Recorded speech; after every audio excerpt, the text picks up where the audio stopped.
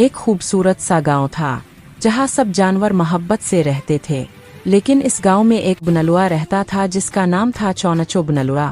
چونچو بنلوا بہت فیمس تھا کیونکہ وہ ٹریکٹر کا سب سے بہترین ڈرائیور تھا۔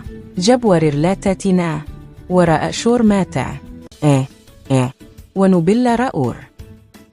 چونچو بنلوا کا رولوا اسٹائل۔ ایک دن چونچو اپنے نئے گولڈ چین پہن کر بڑا سا ٹریکٹر لے کر کھیتوں میں کام کرنے نکلا۔ اس کے پیچھے ٹرالی میں بیٹھے تھے 5 فینو سور، سب نے کالے سن گلاسز پہنے ہوئے تھے۔